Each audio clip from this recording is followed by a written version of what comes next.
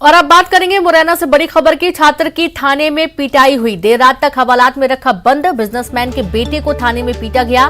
नाराज व्यापारियों ने किया थाने का घेराव। प्रदर्शनकारियों ने दोषियों पर कार्रवाई की मांग की है। कोतवाली थाने में युवक को पीटने का आरोप लगा है। आप ये देखिए कि व्यापारी के बेटे को रात भर जेल में रखा गया, उसे पीटा गया।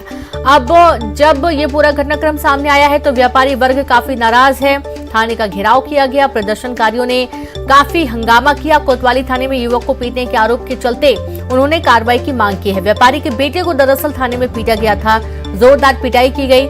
नाराज व्यापारियों ने थाने का घेराव कर दिया। तो प्रदर्शनकारियों ने दोषियों पर कार्रवाई की मांग की है। कोतवाली थाने में युवक को पीटने के बाद जब ये पूरा घटनाक्रम परिजनों को पता लगा तो व्यापारी वर्ग मौके पर पहुंचा और थाने का घेराव किया। युवक को पीटने का आरोप लगाया गया है कोतवाली थाने में।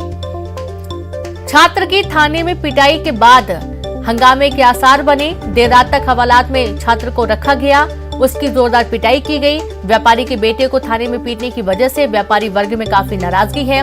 नाराज व्यापारियों ने थाने का घेराव कर दिया, प्रदर्शन कर दिया और उनका यही कहना है कि जो दोषी हैं उन पर कार्रवाई की जानी चाहिए।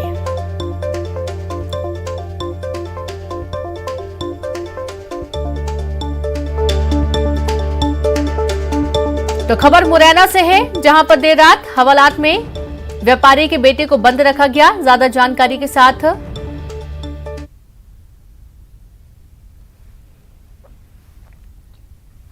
संवाददाता दुष्यंत सिकरवार जुड़ गए हैं। दुष्यंत, क्यों रखा गया जेल में, क्यों पिटाई की गई छात्र की? जी रीनू, ये कल देर शाम की घटना है जब छात्र अपने एक दोस्त से मिलकर अपने घर जा रहा था। एक ही कॉलोनी की बात है, सदर बाजार की। वहां पर जो गश्त कर रहे थे पुलिस पार्टी, उन्होंने उसको रोका और पूछा कि कहाँ से आए हो। उसने बताया भी कि मैं अपने दोस्त के यहाँ से आया हूँ, का बेटा और इंदौर में रहकर सीए की पढ़ाई कर रहा हूँ। लेकिन वो पुलिस वालों ने उसकी नहीं सुनी और उसको थाने ले गए। थाने में ले जाकर उसकी मारपीट भी की। तो रात भर उसको हवालात में रखा गया। सुबह जब अन्य स्टाफ आया और उसने उन लोगों को बताया तो अन्य स्टाफ ने उसको बाहर निकाला, क्योंकि मुरैना के प्रसिद्ध व्यवसायी का बेटा था। और उसके बाद घर पे उसकी सूचना दी गई। तो व्यापारी ने उन्होंने घेराव भी किया, साथ ही नारेबाजी भी की पुलिस प्रशासन के खिलाफ। और उसका रिजल्ट ये रहा कि जो दोषी कर्मचारी थे एसपी आशुतोष बागरी ने व्यापारियों की मांग सुनते हुए और जो छात्र जिसके साथ मारपीट हुई थी उसकी बात को सुनते हुए सभी जो दोषी पुलिसकर्मी थे जिन्होंने उनको तुरंत निलंबित कर दिया गया है और एक विभागीय जांच भी बैठाई गई है।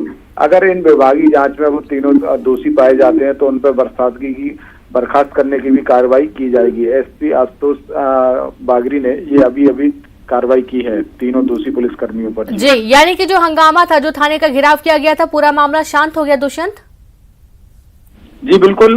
जो मांग उन व्यापारियों की थी कि दोषी लोगों पर कार्रवाई भी की जाए, साथ ही साथ आशुतोष बागरी जो एसपी मुरैना है उन्होंने कहा है कि इनके खिलाफ एक मारपीट का मामला भी दर्ज किया जाएगा। और यही मांग जो व्यापारी थे वो कर रहे थे कि दोषियों के खिलाफ मामला भी दर्ज किया जाए और उन पर विभागीय कार्रवाई भी की जाए।